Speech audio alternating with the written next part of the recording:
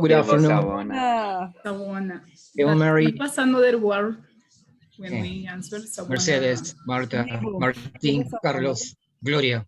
Sawana. Hello. Hello. Here in Cusco is ready to get a storm. I don't know if you can see. There are Really? thunders. Wow. Scary. We have a storm. Thunders and yes, it's cold. Here it's And hot. and the sky is dark, so it's kind of scary, like a movie. But it's Hello, beautiful Mary. weather here. Hello. Hello. We are 9. Yay, welcome. Welcome. A pleasure to be here. Oh, it's great to be here with you. And it's nice to have a small group this week. It was great to have a big start, but it's so much nicer, I think, for me to have our small group. Claudia, Edward. Hello, Matthew. Hey there, Edward. How's it going? Carlos, good afternoon. Oh, Carlos? Sorry, Edward's had a green box around him. I think it might be a second behind everybody. But hi, Carlos, too. And hi, Edward. I have internet problems, so it's sometimes he's away, sometimes he's on. I don't know if I'm going to be the whole meeting. If I quit, sorry.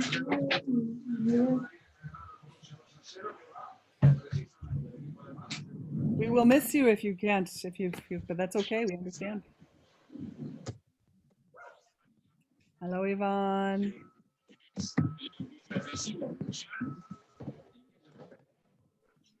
Turn off my notifications. Your microphone is up. Oh, thank you, Edward. Good afternoon, everybody. Nice to see you. Thank you, Edward. Hi, Dina. Hello, Good afternoon, everybody. Hi, Rumi. Hi there. Marta, Yvonne, Gloria, Mercedes, and everyone here. Hello. Oh, nice. Good afternoon. Good afternoon. This has been a very busy week because for everybody, I suppose. Well, personally, I have been doing many things. A part of activities at school, we have been doing these readings, watching videos, summarizing, analyzing information, that sort of thing. Yeah. But it has been very interesting. Oh, thanks, Edward. It's good to know that. I know it's maybe not the most sensible time to start a course, especially since after this week we'll have 3 weeks break. But we appreciate the effort you're putting in, and also please know that if something's late, that's okay. We understand. It's not about it being on time, because we know you have a lot on your plates with your work, right? Yeah, because we are finishing. Yeah. When do you actually finish? When's your official last day? I don't know, the 20th? 22nd. But it is the last day with the students, I think so. So our last It depends day on the hotel. Working is December 30th. It depends on the hotel. Okay. Yeah. Well, thank you for putting all the effort into this work as well. We're just getting started. We know that there were some bumpy things this week. We've made some changes, you'll see. And we're also super excited because we got to see some amazing work from the people that got to turn it in. And if you didn't get to turn it in, it's okay. We can do it later. We can extend it. We appreciate you showing up. So I'm going to get started. I'm going to share my screen. Let's see. Yeah, great. Thanks for the messages. And good afternoon, everybody. Good afternoon, Mary. Good afternoon. Yeah. So great to have you with us. Yeah. So this is our week 2. Last week we were getting started, and today we have about a 90-minute class, and this is our estimated agenda. It doesn't mean that we're going to be on the minute, but I want to share with you how we're thinking about it, just so you can see and you know what to expect. We're going to spend about 10 minutes kind of in our arrival time, and then, or maybe a little less because it's a little bit past the hour now. And we're going to have some time for questions and comments about last week and the work that you did. And Matt's going to share a few comments about some of the things that he saw in the homework. And then we're going to spend a little bit of time on a pro-social skill of mindfulness. Spend a little bit of time with talking about and thinking about leadership from last week, and then a little bit what's coming up this week. We're going to have time for a stretch. We got to remember to do that. Then we're going to work on communities of practice, and then hopefully have a chunk of time at the end to show you the homework and any questions you might have. And also afterwards, if anybody needs even more questions after we finish the class, I'll be around and happy to work with you. Absolutely. So that's sort of an overview of our class for today. Any questions, thoughts, comments right now about that? Does it look exciting? Today has been a very interesting session. Yeah, I hope so. I hope so, Edward. All right, let's start out. We're going to have 1 minute of silence. Everybody has so many things to do, so much on your plate. I know that. And probably you're thinking a lot of thoughts about this course too. So I just want to invite you to sit and relax for a minute. Exhale. If you want to close your eyes, you can close your eyes. If you want to look at this beautiful image from your country, you can look at that. Relax. And I'm going to ring the gong 3 times, and then we're going to have some silence. And then after the silence, I'm going to ring the gong again and invite us to come back and talk. So in this quiet time, what I'd like to invite you to do is either think, don't think, relax, breathe, whatever happens to help you arrive here, helping you arrive.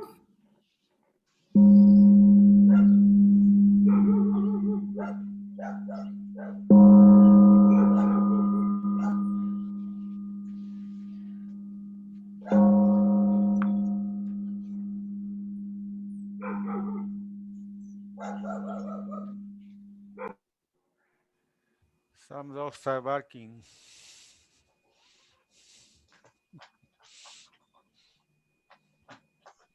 Good afternoon, Mary.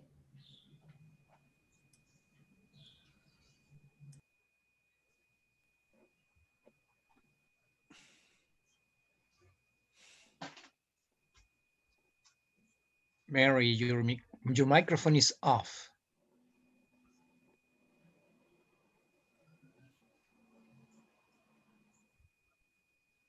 So I've muted myself. I'm going to mute everybody. We're going to have 1 minute of silence. So I'm going to start again. I'm going to ring the bell and the gong. And then when the gong finishes, then we're going to ask everybody to be completely quiet. I know my dogs are barking. I will mute it when we're done, when I'm finished with the bell. And then we'll have 1 minute of total silence.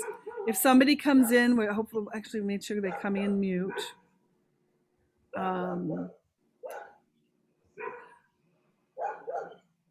Wait, we got dogs barking here.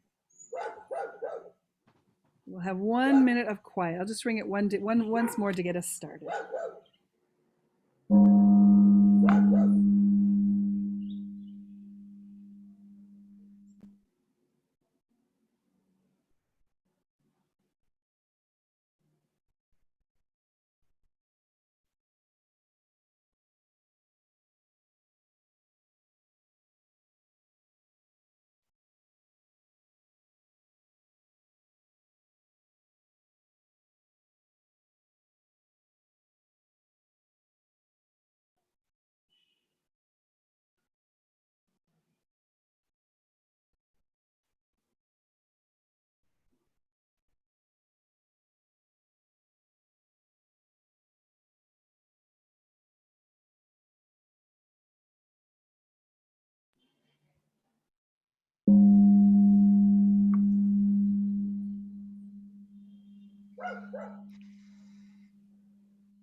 I almost fall asleep. Oh, that's good. Then maybe you needed to rest. That's wonderful. Rest is good. It's good. Okay. So as part of our arrival activities too, the other thing we do is one of the other things we do is a land, language, and people's acknowledgement.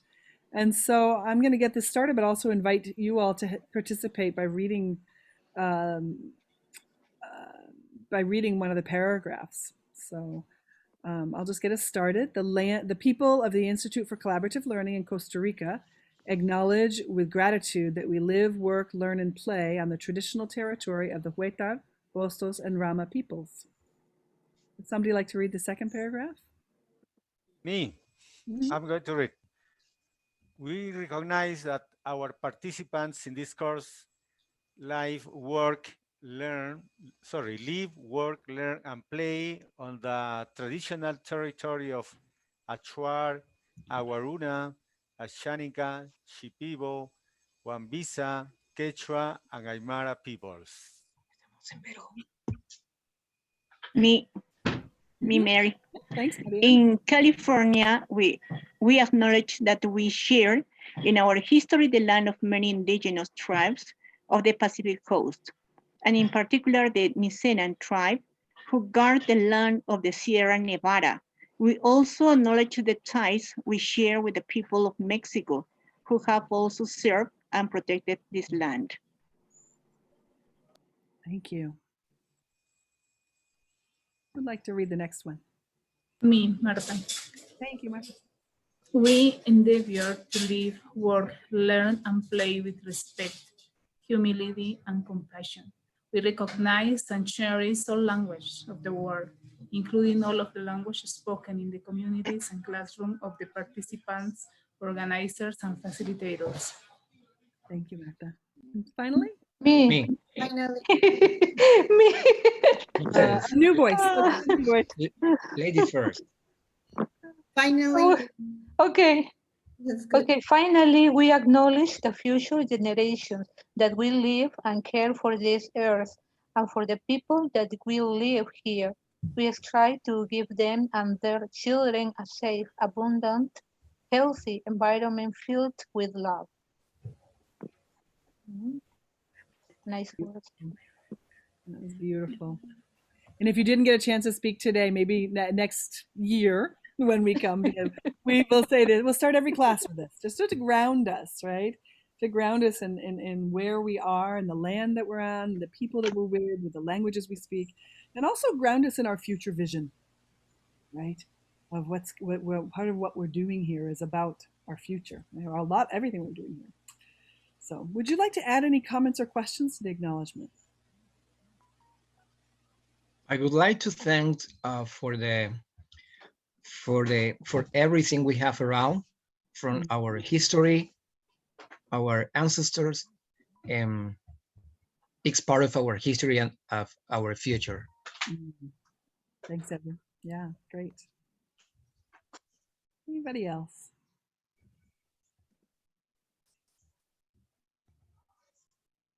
Me. Uh-huh. Oh, sorry. I would like to thank also mainly to God.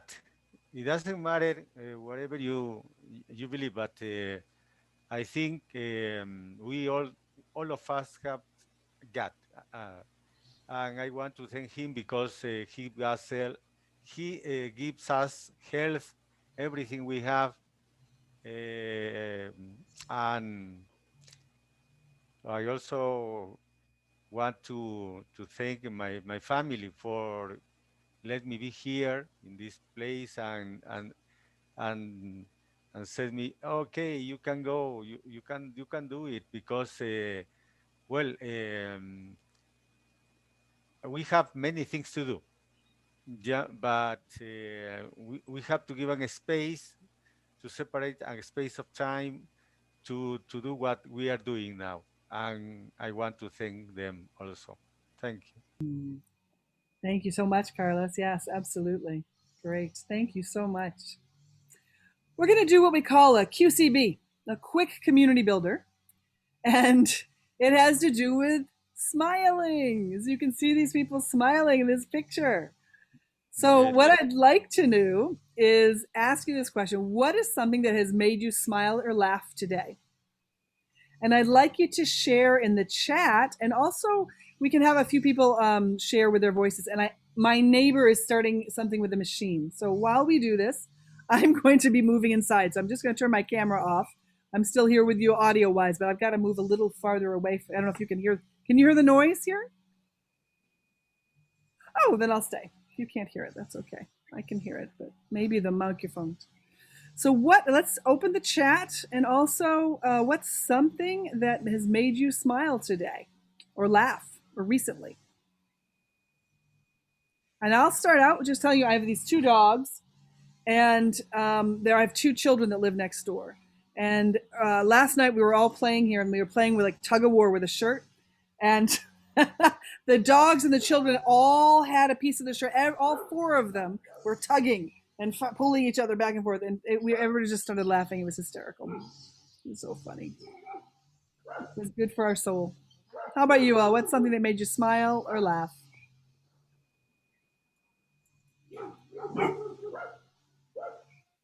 Yesterday, I took time to go down by the lake, and I just sat there and I watched the sunset. And it was slow. It was like the longest time I'd gone without looking at a piece of technology in many weeks. Nice. And it felt really good. It just felt good. And like, but the sun goes down, and I look at my friend I was with, and you're like, should we go now? Should we stay? But that sense of just being was very happy.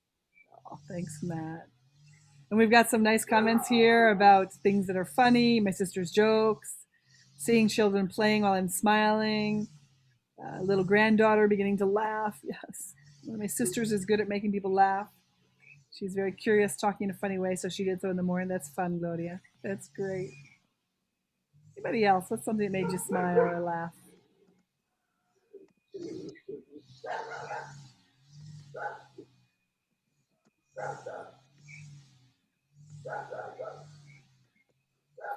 Names about Santa Claus not coming this Christmas. Yeah. Bummer, huh? And I want to share something. When I interact with my students and I call the list, there is a girl when I say, Leslie, Mantilla Maiwa teacher, in every class. So I laugh about that because she says in a funny way. When I say, Leslie, Mantilla Maiwa teacher, and in every class she answers me in that way. Okay, I laugh. Thank you, thank you, thank you. Oh, great. Wow, well, great. It's good to see you all. The next thing I want to invite you to do, Dina, when something is obvious and you don't realize it, yeah, I laugh. Sometimes I laugh out of embarrassment too, right? We're going to have attendance every week, and there's ways we take attendance. One is we take a picture of everybody. So I'd like everybody to smile, and if you can come on frame, if you don't mind putting your video on, just for the picture, that would be great. You don't have to put makeup on. You don't have to brush your hair. Thank you. And the other thing that we do for attendance is for everybody to write full legal name in the chat. So if you could write your full legal name in the chat here for us, that would be great. So we can legally say that you're here. We're happy you're here. And while we're doing that, I'm Milagros, watching funny programs absolutely on TV. I just want to acknowledge, I know this is our first week. We're just getting started, and there are some bumpy things for sure. We're curious about if you have any comments or questions about our first week of work. Right? Because we know that we were figuring out technology, and we really appreciate the patience and perseverance you had in that. But for this first week, any comments? Yeah, Martha. I want to share, I got confused at the beginning, but at the end of the week too, because I saw there were 3 kind of documents to internalize the questions and analyze them. And I made the document, and on Monday when I was going to send it, I think it was not all the questions about my homework. So I say, oh my goodness, I think I didn't answer correctly. It was my comment. Maybe we can, I am going to improve that in these weeks to have organize my homeworks. Great, thanks. Yeah, and I know it's confusing. We actually we created something that seemed clear to us, but then when we looked at it after looking at it again and again through other eyes, we're like, oh, maybe it's not so clear. So we apologize for that, and we tried again, and we hope that this week is a little bit clearer. And then in January we're going to try again, and eventually I think you'll understand us, and we'll understand you, and we'll understand better how to communicate, for sure. Yeah. Thank you for that comment, though. Anybody else? Well, at the beginning of the course, Yeah. I didn't imagine what's going to happen. So I was curious. And then when I understood that I had to do 6 homeworks for that week, I was surprised. And I felt that maybe I couldn't finish on time. But then I started to watch the videos and read the text, and they were so interesting that I was involved in that topic. And I started to answer every question, everything, and at the end, I understood that it wasn't everything to submit, only the last document. But I finished everything. So I said, maybe that was important because I could finish the last document without any problem. Oh, I'm so glad, Gloria. And yes, that was something that I didn't realize wasn't clear. That you don't have to, all the questions are there just to help you think. So this week we took a lot out. We took a lot of the questions out, and we just made it very specific, straightforward, so that it's more direct. Yeah. Yeah. Mary, in my case, I know that this kind of courses are hard, but I try to control myself, and I try to put some kind of timetable in order to fix my dates, my hours to work. I have the time to do everything. And in the small group, we share some ideas. It was really nice because we not only share about your questions, but we know other people. I share a good talk with a friend, with Marta.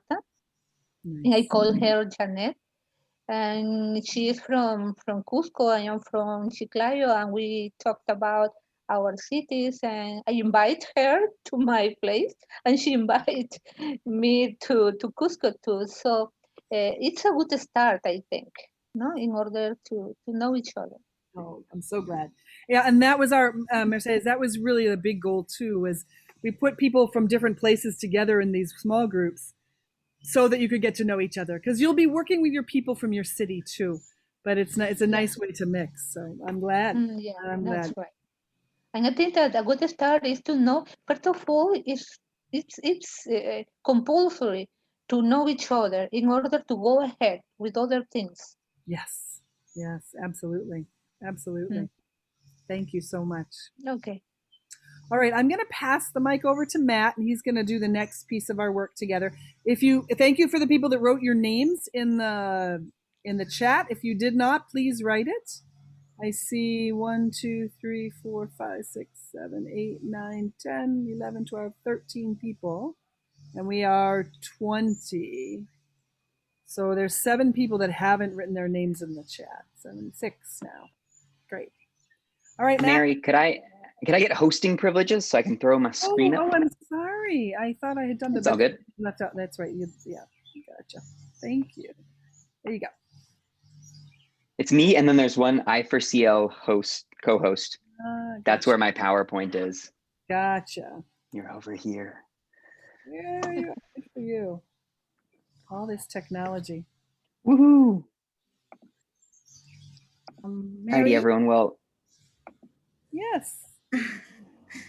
Just I was trying to. Yeah, you're going to start and then.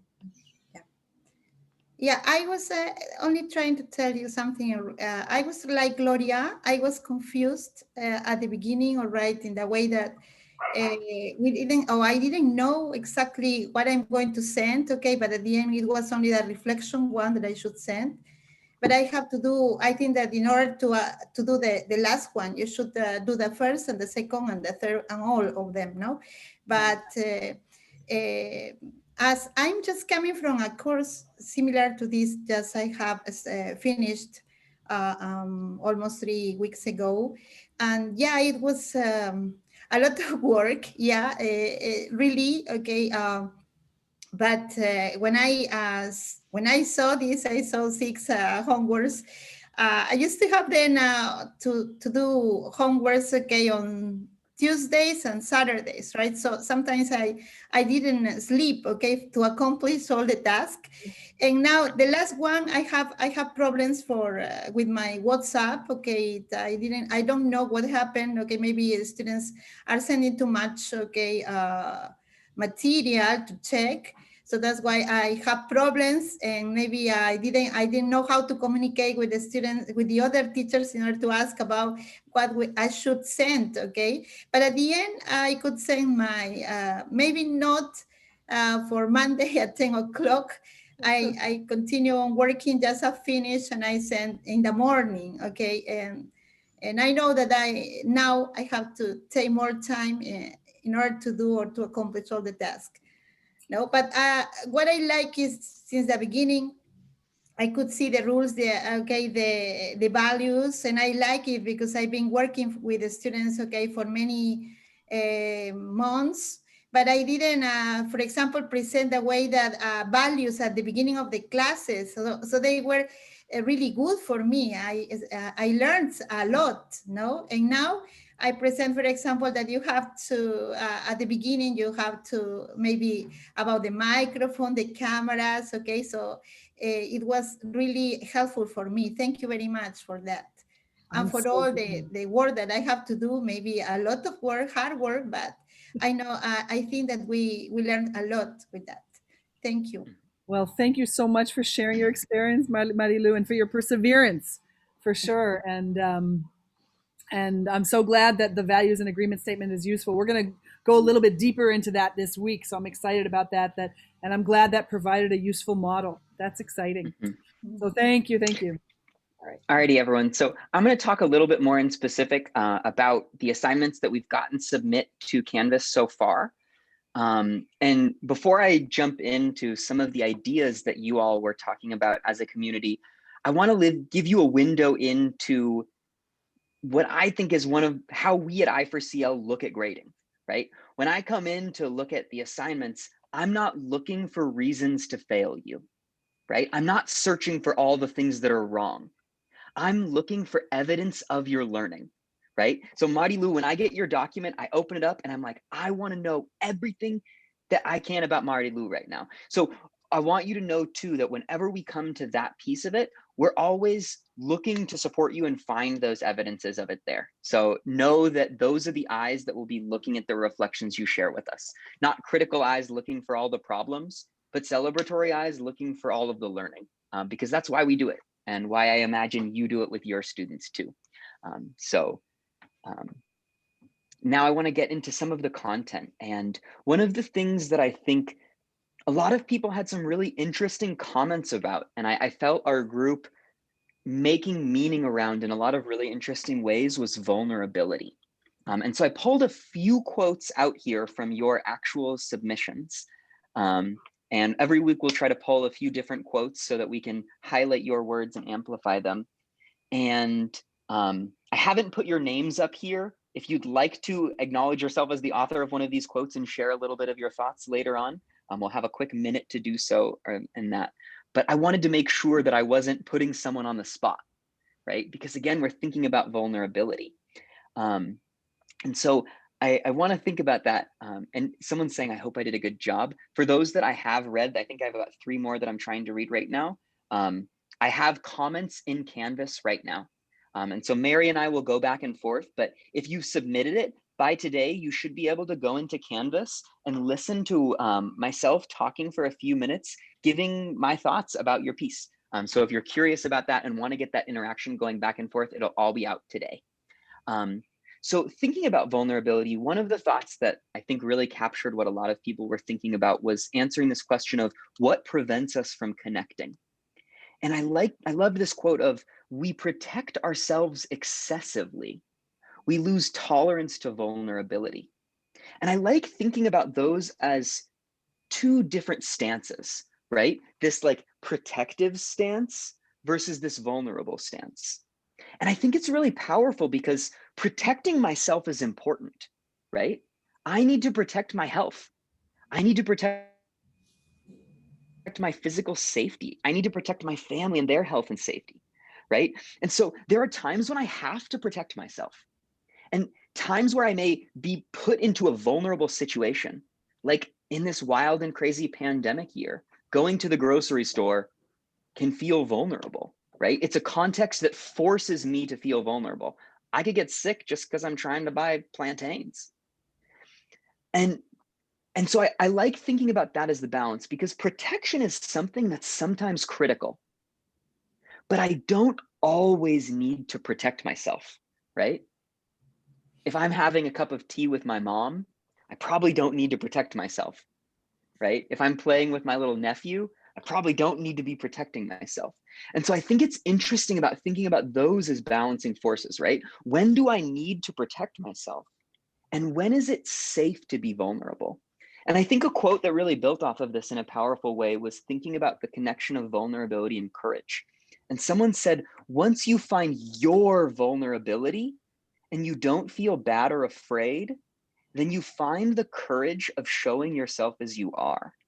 I love that idea of my vulnerability, right? It's mine, I own it. When I go to the grocery store, that's not my vulnerability. I don't have any choice over that, right? I can't, like, the reality of living through a pandemic is I have to assume it's everywhere, and I have to be safe and protect myself and my health everywhere. And so that's not my vulnerability. That's a contextual vulnerability. It's being forced on me. I'm not choosing to be vulnerable. I'm being forced to be vulnerable. And that's a really challenging position to be in. And I think this quote speaks to what Brown speaks to, is when we as leaders choose to be vulnerable, right? When can I walk into my classroom and say, I'm sorry I haven't graded your essay this weekend. My grandfather passed away and I was going to do it Saturday, but I spent the whole day crying with my aunts and uncles and I just couldn't. I'm sorry. I will do them as soon as possible. I know you want the essays back, but I couldn't. Like, in that moment, I'm choosing to be vulnerable, and that's my vulnerability. So I think those are some interesting things for me to think about as I was thinking about all your ideas, and many of you had comments floating around that bubble. So thank you all so much for sharing around that. I'm excited to continue exploring what is our vulnerability, like what's the ability that we can choose and that we can own as leaders, and courageous ones at that.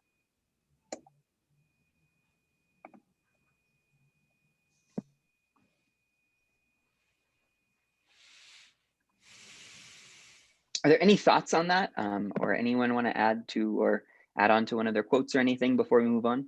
Got a quick minute before we get into our pro-social skills.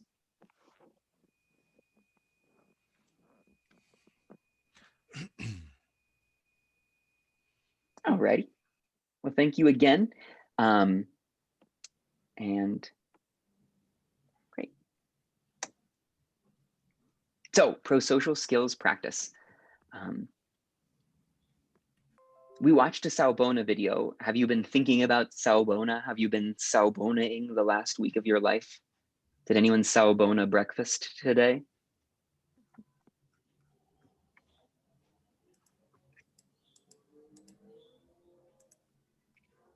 there any ideas from that video? Oh, I think we're going to play the video. Mary, do you have the link to that video? I don't think we're going to play it. We're just going to talk about it. Okay, it's the same video they already watched then. Okay, I wanted to make sure that. Yeah, they should have watched it for homework. Okay, I was Just a clicking it quick to make 1 sure. or So 2 minutes. what's an idea from that video that you want to remember about Salbona? I want to participate. Well, I watched Please. the other video, the other link too, about the girl talking in TEDx, I think. So she said that Savona could be a way of life, and it is the way you can see other people. And I got not shocked, but it catches my attention. An example that she gave about a person who went jail because he made a bad decision, but not because he was a bad person. So we need to differentiate the situation, the decision with the whole person. So it is important for me, and I like that idea because sometimes we talk about the person, no, and we not have to talk about the students as a big.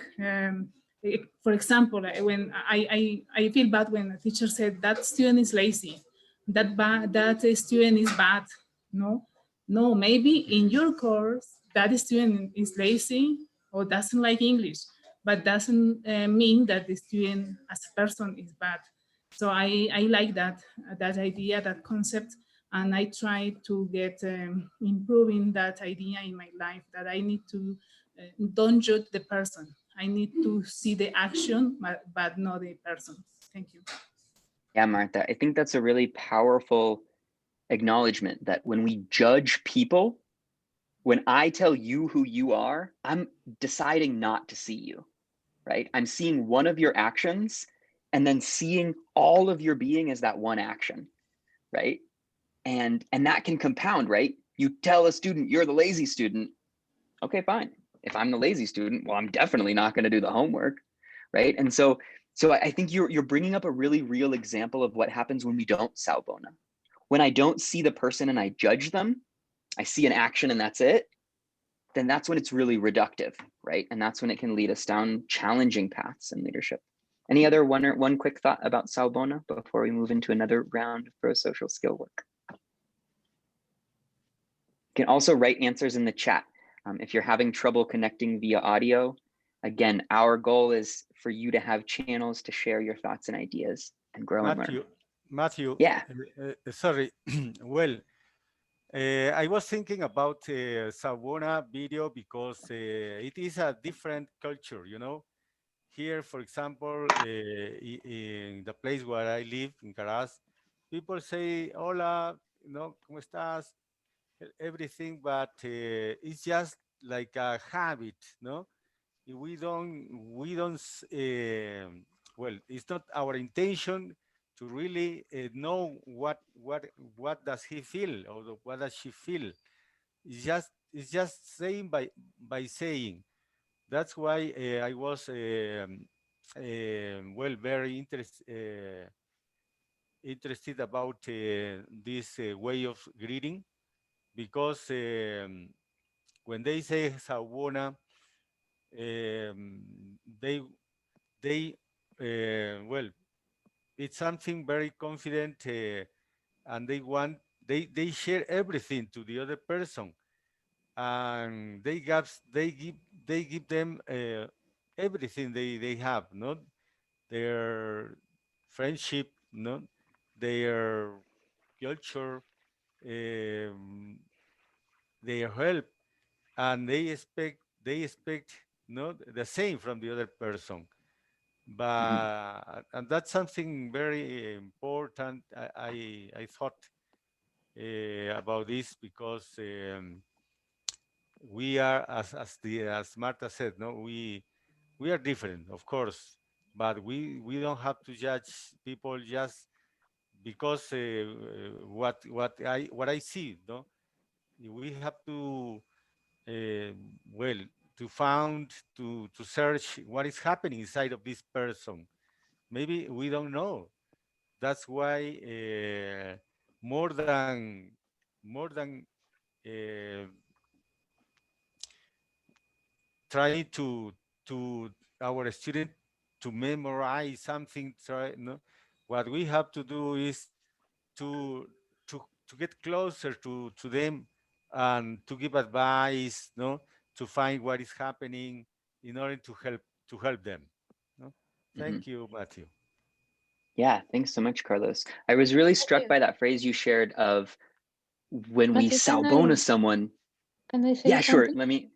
Yeah, Okay, take it away, Mercedes.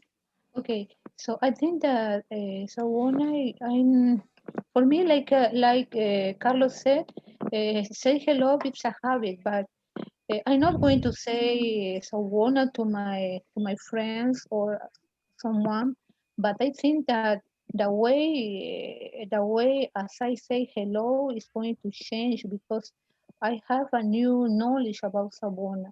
It means that you belong to a group of people. It remembers your ancestors.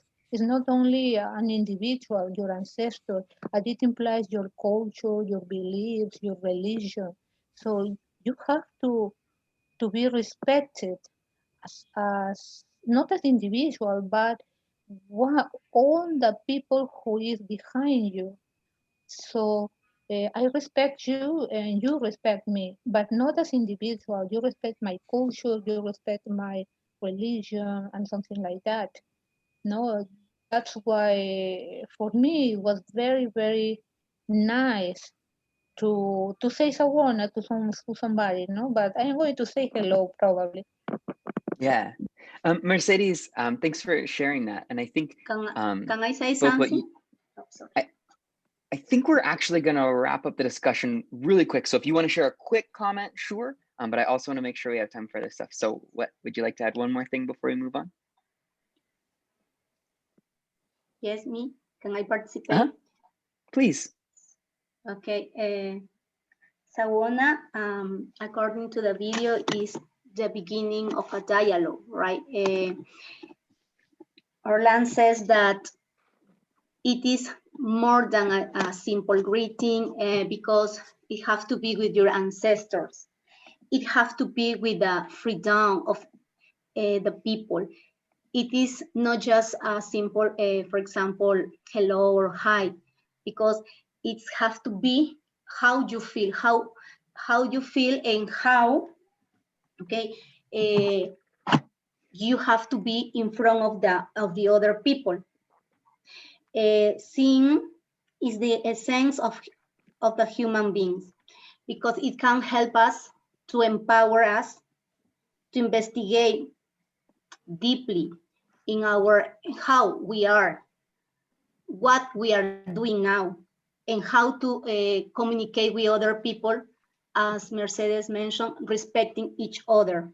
No, and I consider this word is very important because it goes far. No, it goes far than just a simple greeting. It goes in order to get the real freedom that everybody needs to feel free and to feel okay with ourselves and with the rest of the people. No? Yeah. Okay. Well, thank you everyone for sharing. I think this is really cool. And I think, again, we're all hovering around this really cool idea where Salbona is a word, but it's also not just a word, right? It's an intention. And the same way I'm trying to find my vulnerability, I want to find my Salbona. Because if I can break the habit of, hi, bye, and I can get to this place of seeing like, wow, there's so much I don't know about this person in front of me, right? There's so much about their culture, their background, their history that I don't know. Then the same way our students enter our classrooms thinking, what can I learn about English today? I can find my Salbona and enter the class and say, what can I learn about my students today, right? Or what could I learn about my coworkers in this meeting? Even if I know we're going to spend 2 hours talking about a schedule that we could probably talk about in an email, I could learn about these people today. I could Salbona them here right now. So I think it's all really cool for us to start to be growing into our own voices as Salbona practitioners.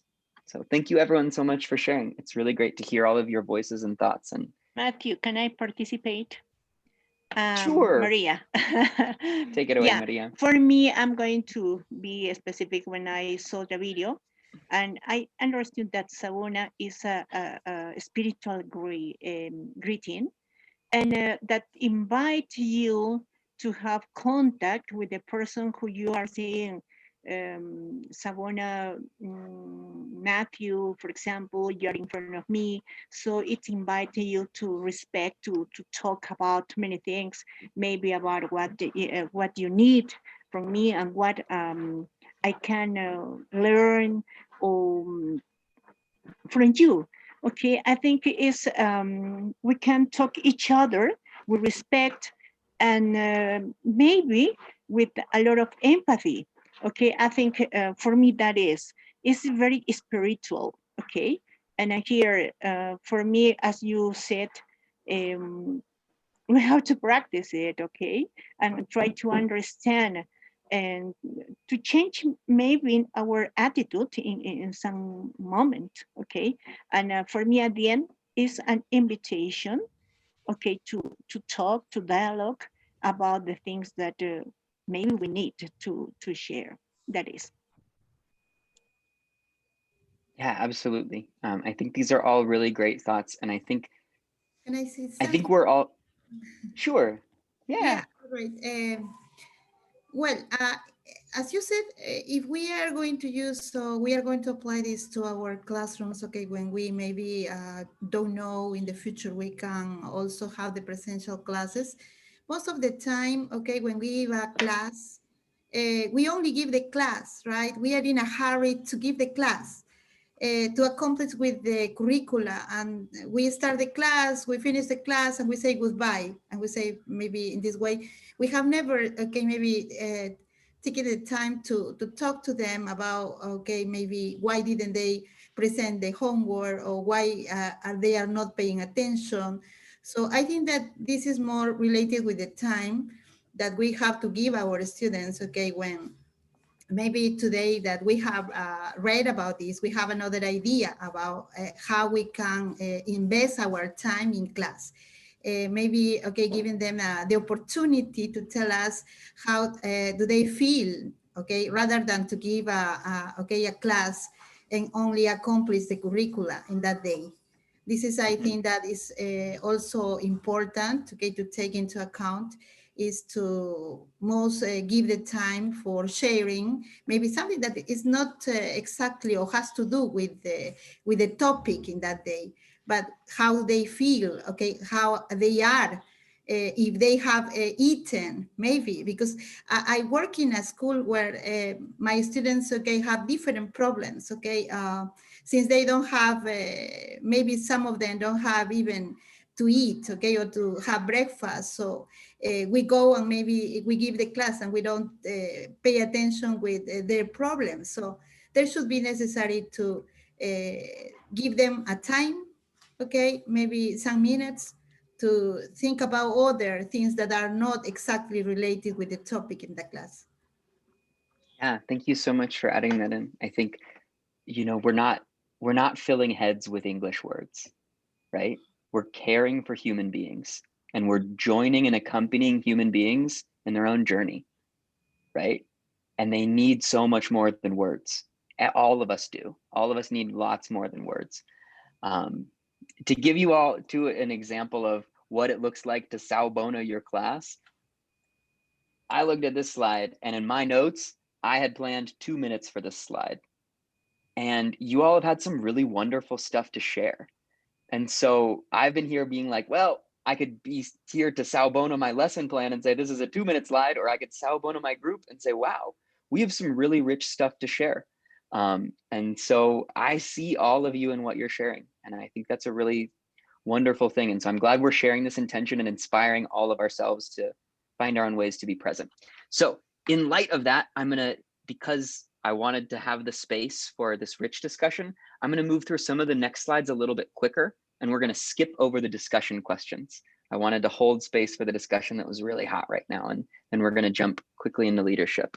But before we do, I want to really quickly give you something that might help in doing your homework. And that is another chance to think about a definition of pro-social skills.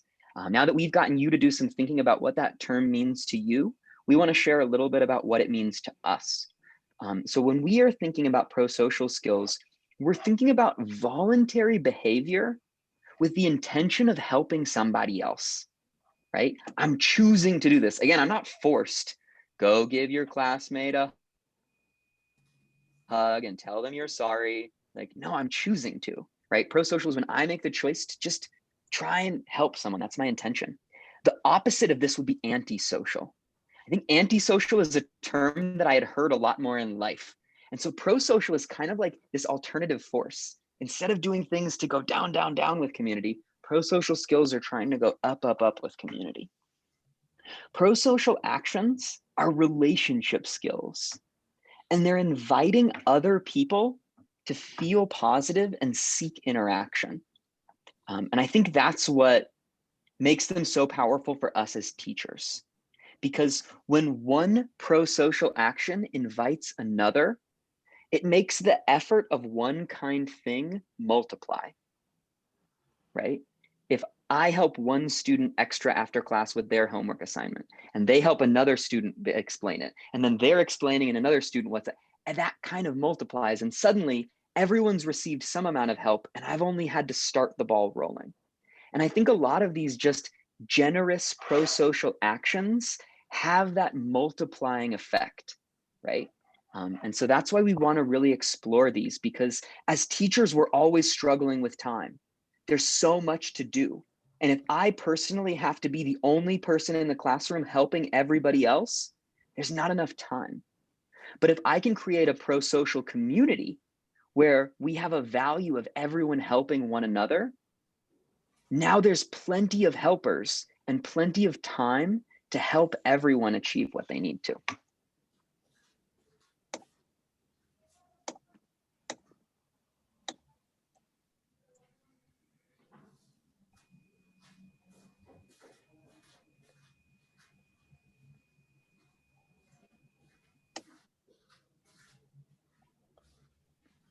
Okay, so to check in really quick, you saw me skipping over some mindfulness.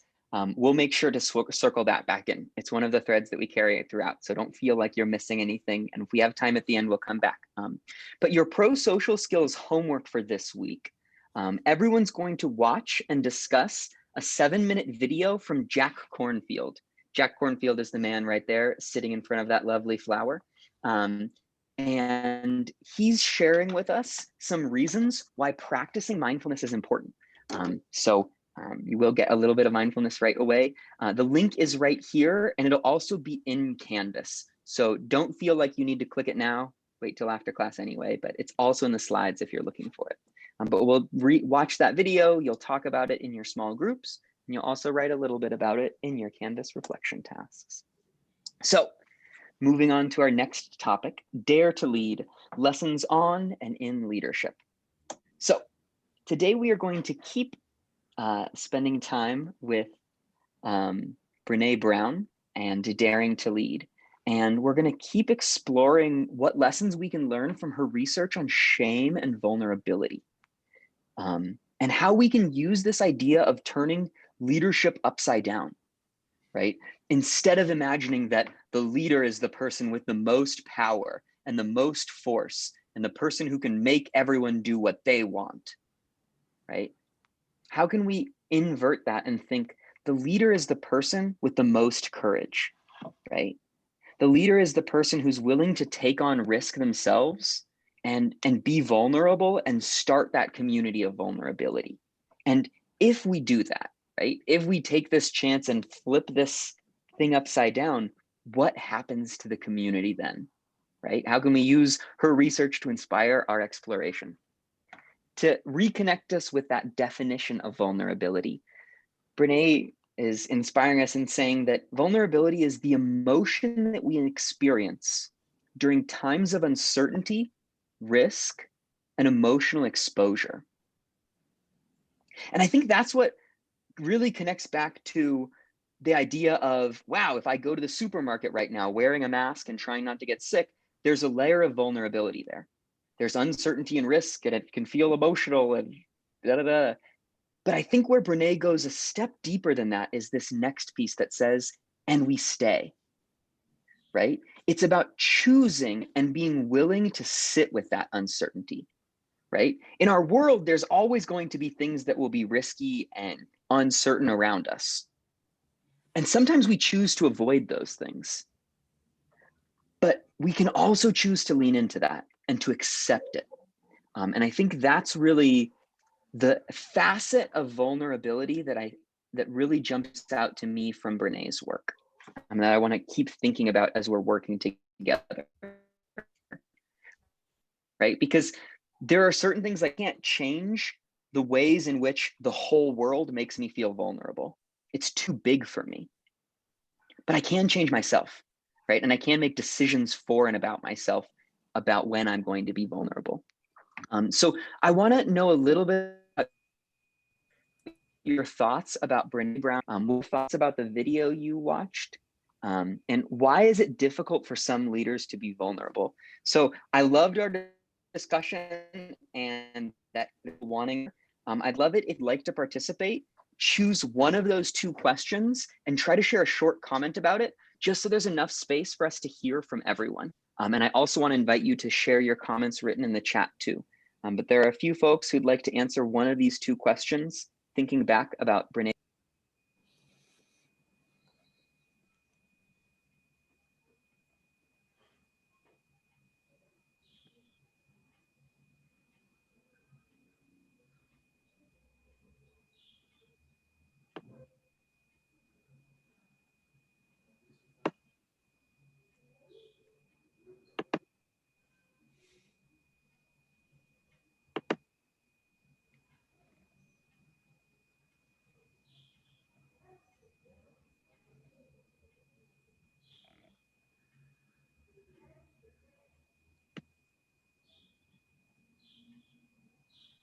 Were you able to watch Brene Brown's TED Talk?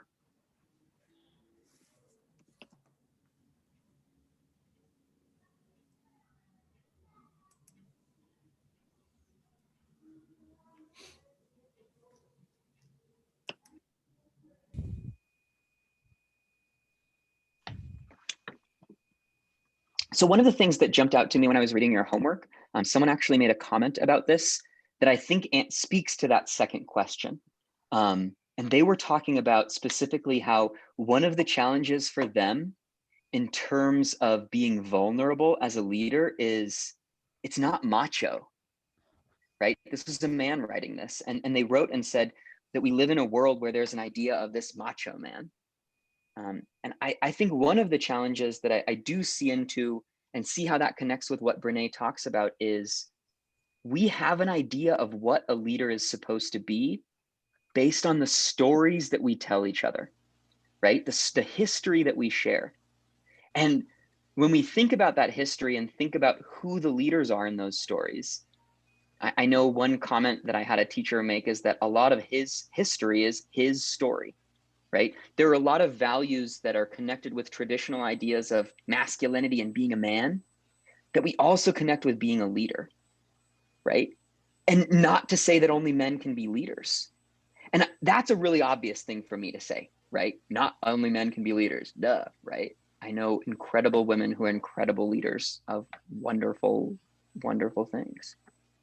And so I think when I say that and say, okay, well, not only men can be leaders, then it's also that not only these character traits can lead, right? Not only someone who's strong and a good public speaker and capable of inspiring people, like, yes, those might be traits that help leaders lead, but they're not the only ones, right? There's not just one way to be a leader. So that's a lot of what, and a connection I saw with at least one of your homework pieces that was connecting to some of this. Any thoughts on this, on Brene, or the ideas of vulnerability? If we don't have any thoughts now, again, this is one of our main themes, so we can swing back later.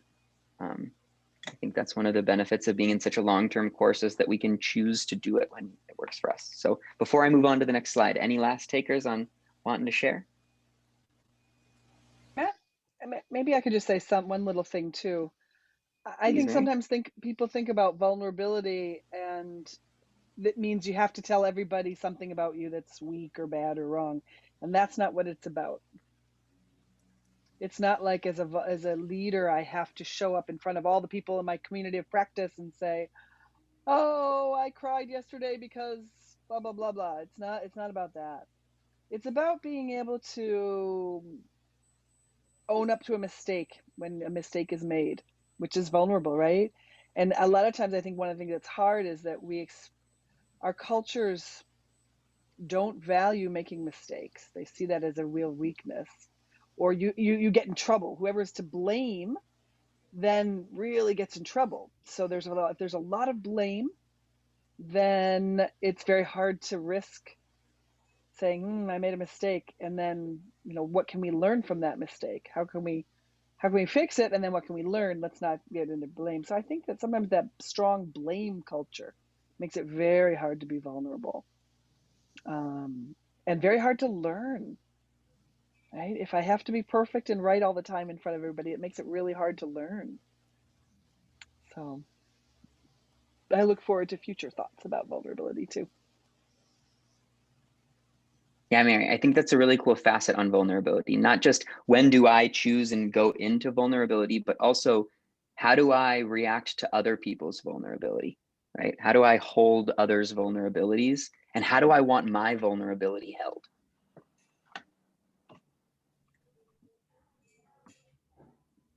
So one of the things that comes up here, and we think about vulnerability, and I think again connects back to the ideas we are thinking about how we protect ourselves and then we lose this capacity, is that oftentimes with vulnerability, we numb it, right? We try to step away from it or say, oh, but it's not actually a problem. I don't need to worry about that, or find ways to diminish it or minimize it or deny it. Can you think of any examples in your life of people who might be in a vulnerable position but have found ways to numb the vulnerability or to avoid that?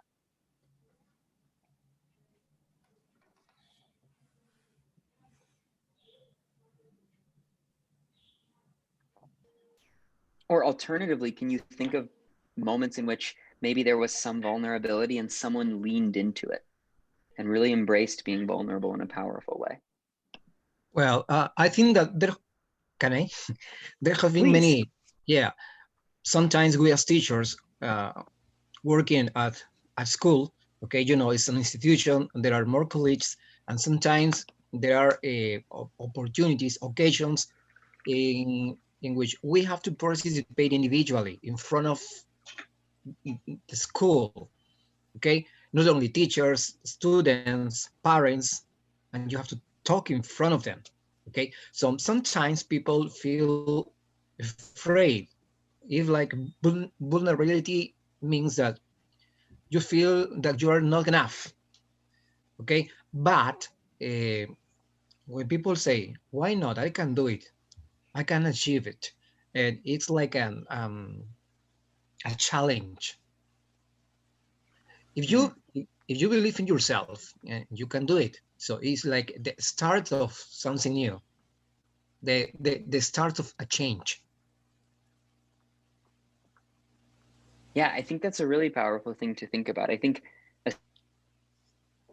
especially in the subject that we teach, knowing how vulnerable the position can be of speaking in front of one or more people, right? Speaking in front of one person can feel vulnerable depending on who the person is.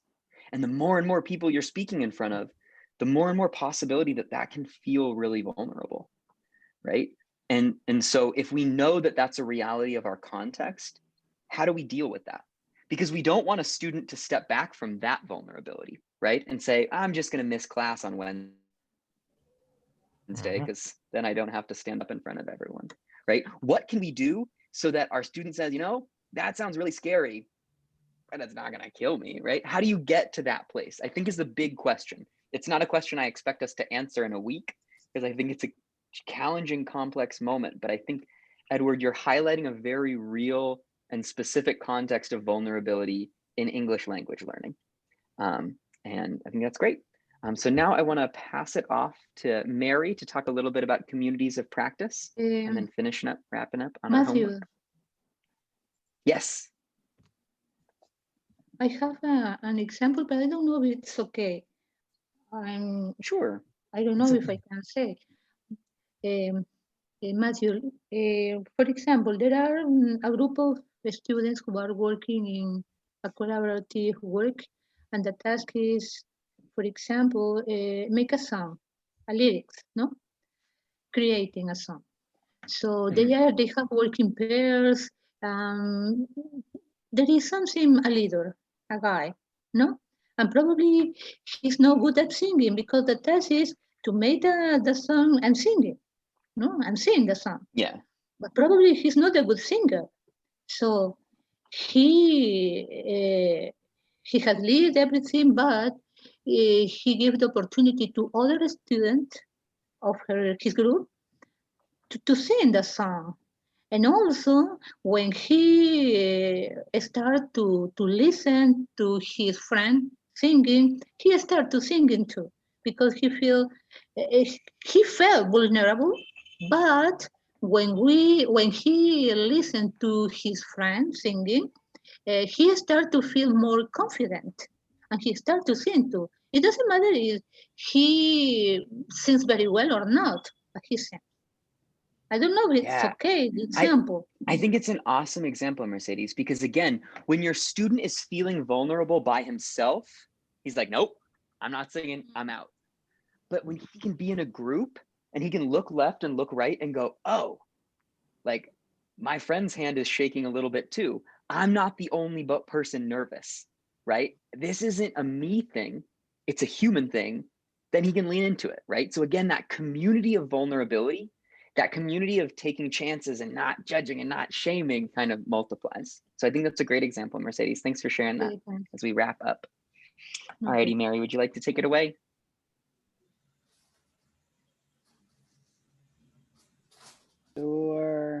Sure. Thanks, Matt. It's great. It's fun having two facilitators. It's fun to get to work together. Let's see, I'm going to share my screen too. And actually, I think I'm going to start with this slide about leading from heart, not from hurt. And I just want to give you guys a little bit of information about what you're going to be thinking about this week with this leadership work. The idea is if I were to lead from hurt, that means I'd be leading from a place of blaming people. And so, and Brene Brown in her leadership work, it does some really interesting research around this. And the idea that, see, blaming is when I blame somebody because I'm uncomfortable with something. And if I blame you, then I ease my pain, right? And so, but we have these cultures of blame and shame. If I shame you, if I push you down, then I'm going to push myself up. Right? And there are many leaders, I'm sure you've experienced leaders like that they try to shame you into doing what you need to do. And what her research shows is that doesn't work. And when I feel shame because what shame is, shame and guilt are two different things. Guilt is like I feel bad, did something and I feel bad. Shame is I did something and I feel like I'm not worthy of love and belonging. And when I don't think I'm worthy of love and belonging, then I respond very differently.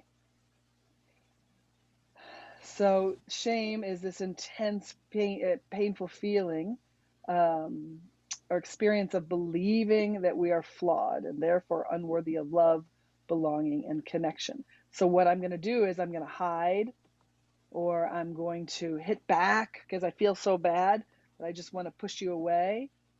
And the antidote to shame and blame is actually empathy. So we're going to work a bit on empathy and this empathy skills that she outlines here of seeing the world as others see it, being non-judgmental. And you all mentioned this in your Saubona comments. It was beautiful. I mean, it was so beautiful to listen to you talk about what Saubona means to you, because that's all about empathy. right? And so I think you'll see that in there'll be another short Brene video this week, and you'll see that in the video. And one of the skills that we need in order to be empathetic is mindfulness, which is being present. And you'll see that in the video this week that you watch with Jack Cornfield about the benefits of it. And I was just going to mention that our very first practice of silence is a mindfulness practice. So I'm going to offer the slides that we skipped. I'll make into a little video and post it. So if you want to watch them and participate in them and learn a little bit more about mindfulness, we'll put another optional video up for you as well. So we're not going to actually go to breakout rooms right now. We're going to move forward to that's right. I mentioned the homework and this. So somebody had asked for the video link here in the chat, and I just want to let you know that the homework is open already. We are missing one video for the communities practice, which will be up hopefully tonight, but everything else is already in Canvas if you want to take a look at it. And this is the video there, and we can also share the link to the video in our WhatsApp group. Absolutely, that's not a problem. That's a nice way to share it as well. So I want to invite us. We have about 20 minutes left, but let's just do instead of a 3-minute, let's just do a 30-second stretch. Look away from the computer. Don't look at the computer. Move your eye. Maybe close your eyes. Just do a stretch from side to side. I actually came inside because there's that noise for me outside. Good, important to stretch. So we're going to go into communities of practice, and I would like to just ask a few things. Like, what did you remember? What did you notice from last week when we talked about communities of practice, or from your homework? Anything strike you? What do you remember about it? It could be anything. I'll start out. I'll stop share for a second. So I'm going to start out. I'm going to say the practice. There are 3 main areas. I'm going to pass the potato to Edward. So Edward, you say anything you remember about it, and then pass the potato to somebody else.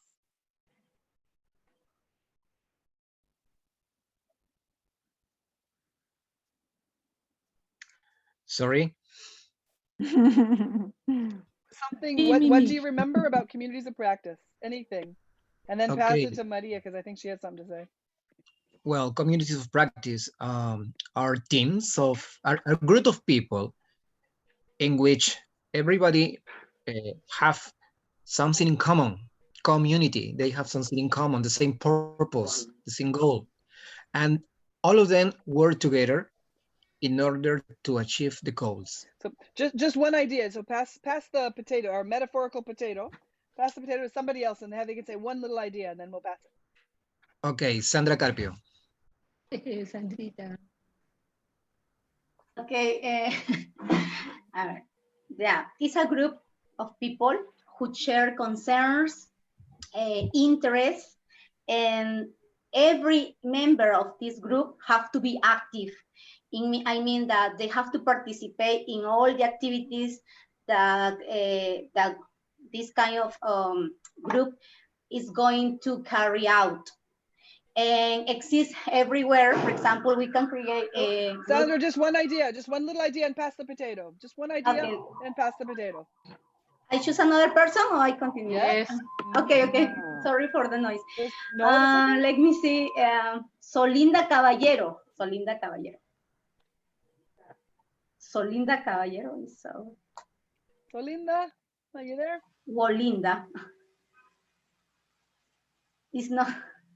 I choose another person. Choose another Martin person. Sanchez. Martin Sanchez. Hi. I'm going to pass the potato to someone else to give the rest of the teachers the opportunity to practice. Okay. So, thanks, Martin. Choose somebody. I'm going to choose Miss Elena.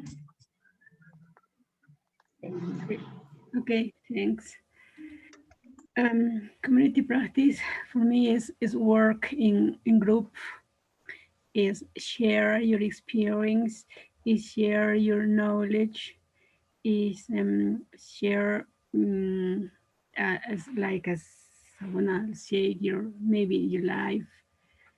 Is share in group, is work in group, is share your interest, maybe about reading or writing. It's for me. Thanks, Selena. Can you pass the potato to somebody else? I am going to pass the potato to Milagros. Okay. Hey, good afternoon, everyone. For me, communities of practice, I think that it's a group or many groups, maybe, groups of people who share a concern, a passion, to make a job team, work team, to share many experiences about jobs, life, and they can interact regularly. Great. Thank you, Milagros. Okay, we're going to stop there. And I think you guys really did come up with a lot of these ideas. It's a group of people that share a passion. They interact regularly. Absolutely. Today, we are going to look at this quote about belonging. And we're going to think a little bit about, so here we are. You will always belong anywhere you show up as yourself and talk about yourself and your work in a real way. You will always belong anywhere you show up as yourself and talk about yourself and your work in a real way. Belonging is a really important part of our communities of practice, and showing up as being authentically ourselves is a really important part of our practice. So my question, how do we create an environment in our community in which we can show up as ourselves and talk in ways that feel real and meaningful? How do we do that? How do we create that environment? And that leads me to this question about what rules and guidelines or agreements do you think are helpful for a successful learning community? And again, I would love to have a couple of voices or write in the chat. How either question here. How do we create the environment, or what rules, guidelines, or agreements are helpful for a successful learning community? What do you think? Mary. Yes. Hello, Carlos. Mary. Thank you. Well, I think that we can organize in ourselves in the place where we work. For example, a group. It could be with students. It could be with colleagues in order to share what many people said, share knowledge, share experiences, help each other, talking about a topic that maybe we need some help, and that is a community, but not also it will be a community of job, but we can also create a community in our house, in our home, Right. with my wife, my children. So setting the rules, organizing our tasks. That is another kind of community also. So we can create different groups. It depends on in our interest, or maybe what do we want to not to solve or to grow up. So in different situations, I think we got create a community, Mary. Yeah, absolutely. And that really, in all those different situations, we help people belong in different ways, right? I heard somebody, did somebody else want to say something? Participate? Sure, Mercedes, of course. Okay, Mary, I think that in order to have a successful community for practice, I think that everybody should be involved in our objective, not only be just a simple participant. For example, we have some tasks to do, right? For example, probably watch videos with a document, etc. So when we are going to talk about something, it's necessary to have a rule that before enter to, in this case, the Zoom, it's necessary to to read something, because everybody should contribute. In that way, everybody is going to feel sensitive to the other one. They are going to be fair. They are going to be happy because everybody contributes to one knowledge. Because if you feel something like you are contributing and the other ones know, you are not going to be happy to be in this kind of community, because I think that the community, it's a family, and in our family, everybody should contribute. It's not necessary that probably someone more than others, no, but it's necessary to have our I don't know, we have to help each other. Absolutely, absolutely. It's exactly it, Mary. Mercedes. And we want to Mary? find ways. Yes, Maria, would you like to say Yeah, something? I want to say that community of practice, as my colleague said, we have to belong to this group because we have an interest or project to get something. And for this, the first thing that we have to do is create a good environment. We have to understand each other. And if we, in a group or in a community, we are not going to understand very good, and we are not going to have the rules or the objective, we are not going to be together. So we have to understand, we have to know each other very good, we have to trust, and as Mercedes said, and it's very important that we have to first have empathy, okay? And with this one, I think we can do many things and share many things, okay? Maybe, and have the confidence, because if something I don't know, they can teach me. If I know something, I can teach them. Okay, we have to work together. We have to go together. And sometimes maybe we are not going to have time, but we have to, in the rule, we have to try to be only one, giving our time, I think. That is very important, I think. That's my participation. It sounds like you're really thinking about contributing to the learning of others, right? You're helping each other out, absolutely, yes. as well as empathy, yeah. So you all, for part of your homework this week, you looked at the values and agreement statement, right? And you chose a couple that you liked. And I just wanted to highlight here, we had 5 areas that we decided. We worked on that together, the facilitators, and boiled all those different behaviors into 5 areas of things that we really value in our learning community here, that being present and prepared and responsive, taking care of yourself, making sure you take time to take care of yourself, and then also taking responsibility for your own learning and contributing to others, and professionalism. So we had those 5 areas of values. And let me just share with you, I think you saw them for sure, but I want to share, just to share this with you. As you know, what we decided to do was have these areas and then give us intentions, words, and actions that would be examples of being present, prepared, and responsive. There might be a time when there might be different actions that show it, or there might be a time when these actions don't actually fulfill that. I don't know. But we wanted to give this to you as an example of things that we think are going to help create a successful community of practice. Excuse me, my puppies have joined in. So I'm just going to give you a very quick show. You guys want to say hi? There's the dogs wanted to say hi to you. They're sticking their nose in everything here. So the dogs are part of my community here at my house. So we wanted to highlight, I know you saw it for homework. This week, we are going to be looking at, where are we? So this week, we're going to be looking a little bit at power over, shared power, and power that comes from within us.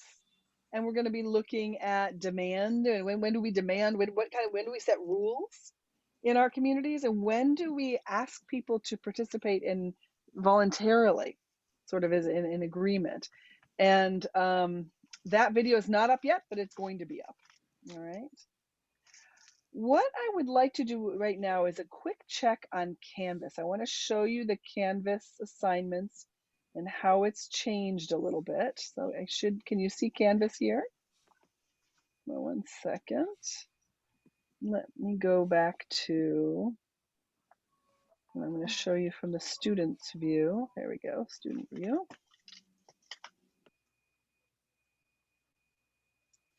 Okay, great. All right. So this week on Canvas, you're going to go to week 2, right? And in the task, we already have the slides there. So these are the slides from today that we just shared with you.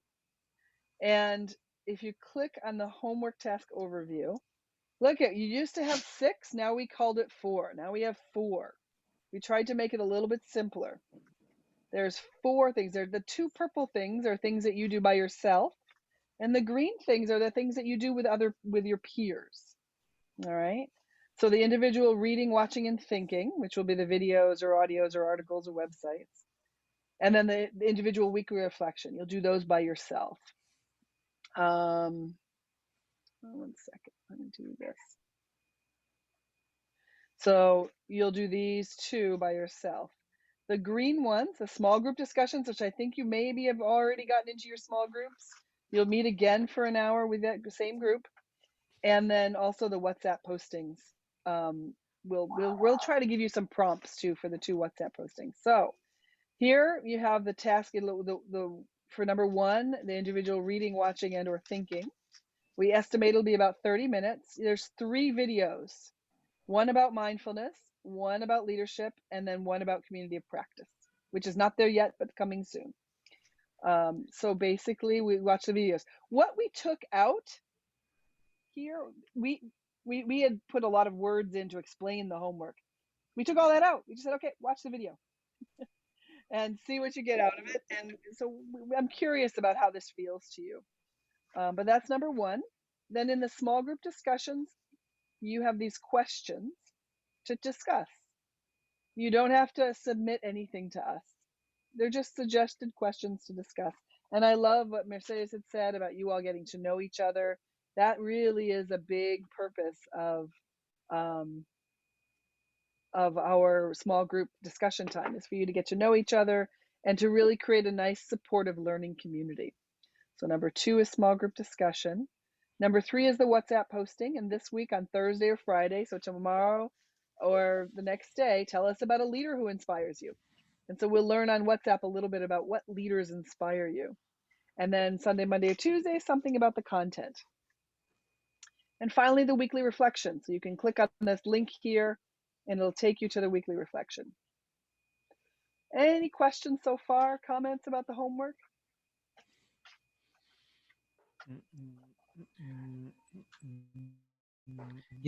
Sorry, I have a question. Yes. Is there an exact number of words that we have to use in our responses or not? No. Okay. Yeah. It was just a question. No, it's a great question, because a lot of times in formal learning experiences, they say you have to have 800 words or 200 words or something like that. We want you to write about what is meaningful to you. And sometimes people do that in a short amount, and sometimes people do it in a longer amount. Mm-hmm. So if you feel like you've answered the question. I'm like in the middle. Yeah, great. It's great that you know yourself, Edward. I love it. Any other questions or comments about the assignments?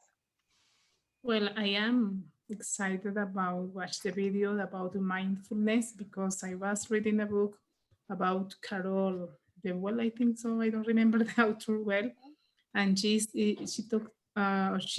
the importance of the mindfulness in our lives. So as you said in the comments, it is important, even that minute of take a breath and be ready to start. It's important to practice every day. And of course, with our students, the mindfulness is going to help us to see more the ups than the downs. Yeah, great, thanks. Yes, absolutely. I appreciate that. And then we have one last assignment this week. We have an extra assignment, number 5. Going to take you about 3 weeks. and that is to have a happy holiday. So after you turn in the assignments, we'll be on holiday through January 6th. So with your 5th assignment is to enjoy your holiday. How does that sound? That's good.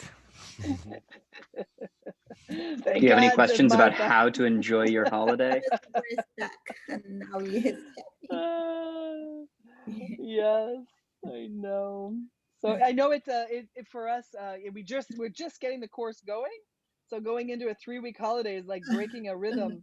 But I think everybody needs a holiday at the end of the year, right? Yes, of course. yes. On WhatsApp, we'll send occasional WhatsApp messages, and then we'll come back on Wednesday the 6th and get started again. So yeah, how does that sound? It sounds wonderful. Great. So Sounds great. I want to close with just a quick question of how was today's class for you? How was this? We just spent 90 minutes together. And we started out with some mindfulness, and we did a community builder, or we did a land agreement. We talked about Sorbonne. Yeah. Mary, the slides that you were showing, it's well, they are interesting for us. Well, for me, I would like you, if it is possible for you to share with us your slides. They are already in Canvas. Yeah, all of them. Yeah. Okay. All of them. Yeah, yeah. Even Thank the ones you. we didn't do today. I will see. I will see. Thanks. Yes, yes. Thanks, Mary. Carl, and so if you need us to, we can send them to you as a PDF in the WhatsApp group. All right. Would that be helpful? Of course. Yes, of course. Mm-hmm. Okay, great. Okay, Mary. Thanks for well, we have a lot of homework to do. But it is good for us because that's the only way, no? If we want to know, we have to study, we have to read, we have to write. That is the only way to learn doing, no? Carlos, learn the by only doing. way to go up the mountain is to go up the mountain. Yeah, that's the only way. But we can do it together. We can go up that mountain together. Yes, of course. Yes, of course. Yes. Mm-hmm. We agree. Yeah, it takes a bit of work. Time. Mm-hmm. Mm-hmm. Yeah, it's not. And so Martha, hard. I'm happy you like the new gift. I like your Christmas gift. Any other comments? How are you feeling now as we're finishing up our last class of the year, our second class and our last class for this year? Mm-hmm. How are you feeling? What are you thinking? Well, I'm feeling very excited because we never stop learning. We learn something new every day, which is very interesting, of course, and it's going to be very useful for our careers. We're going to develop professionally, and that's going to be a good benefit for our students. Yeah. My dogs are getting territorial. Excuse me. Getting territorial. They didn't like my answer. No, they love your answer. They just say, it's time for me to eat. I just need to put myself between them. They get a little territorial when it comes to being with Mary. They both want to be closest. Come on, guys, let's go outside. Okay. Anybody else? So my dogs are feeling hungry at the end of this class. How about you? Anybody else? How are you feeling? Oh, Marilu, Gloria, Angel, any thoughts that you want to share? Selena, Dina, Eliana, Roberta. Well, I said that I felt comfortable now because I know what to do. I know the way we are going to continue in this group, and I hope we can finish at the end and with everything well learned and ready to apply it. Well, we are going to be with you every step of the way. So yes, I'm sure, I have no doubt that we'll finish at the end. Yeah, Mary, I want to say something. Well, something that you were talking with Gloria and Edward and Milagros in my group is that we need to practice the gratitude, because all the time we are complaining that we have a lot to work, we have too much to read, we have too much to watch videos, but sometimes we forget to say thanks. Thank you for everything, and I need the I need the thing to say thank you, Mary, because you are sharing many materials that are going to help us as a teachers. Thank you. I'm so glad. I'm so glad, Eliana. I appreciate that. Thank you, Miss Mary. I think that it's a good strategy to read in advance, to watch the videos, because we have a better idea of what we are going to talk during this session. For me, it was nice because this is for me, it's a new experience. It's the first time that I am in a course like this, and it's very, for me, meaningful to watch the videos before in order to understand. And this session is useful because I clarify, some ideas that I saw in the video, and all of you have helped me. Not only Miss Mary, not only Matthew, but all the participants that are there. Thank you so much for that. That is great, Sandra. Absolutely.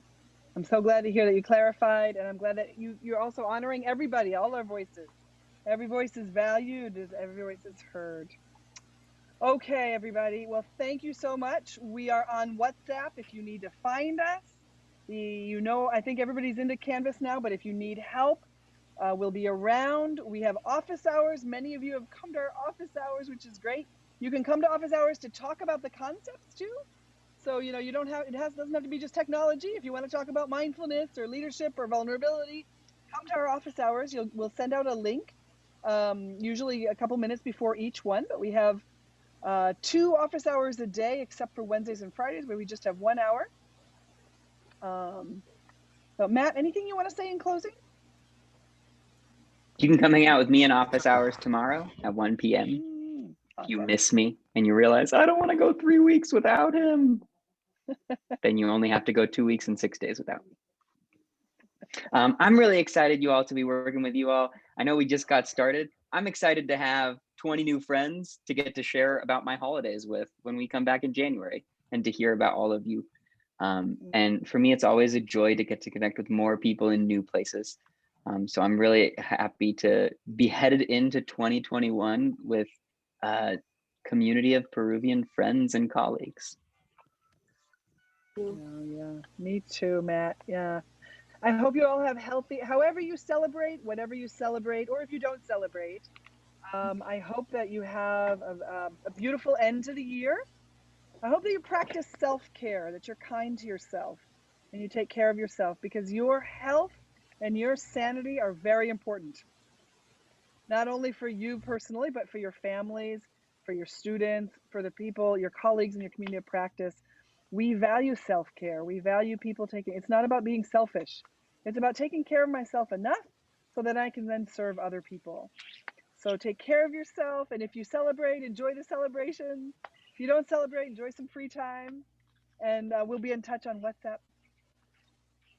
Thank you so much for an awesome start to the course.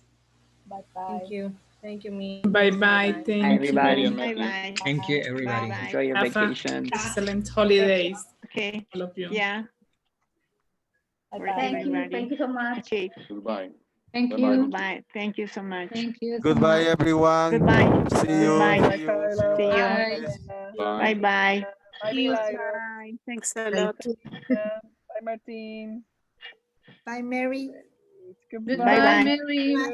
Goodbye, Bye, Mercedes. Marilu. Goodbye, Maria. Goodbye, Milagros. Goodbye, Mercedes. We are going to have a link, okay, for share ideas. Okay. Yeah, okay. Bye-bye. Bye-bye. Happy Bye-bye. holidays. Yeah. You too, Martin. Bye, Martin. Bye, Matthew. Bye. Roberta. Milagros. Bye, Milagros. Goodbye. Bye, bye, bye. Thanks, Eliana. Okay. Selena. Bye, Selena. Ay, Milagrito. Roberta, bye, Solinda, bye bye. Linda, Bye, so linda. Solinda. So linda. Marilu, Selena, Eliana, Goodbye, thank Mary. you. Oh, Marilu, thank you. Have a Yeah, happy I holiday. have a friend that also went to a course with you, Betty Rico.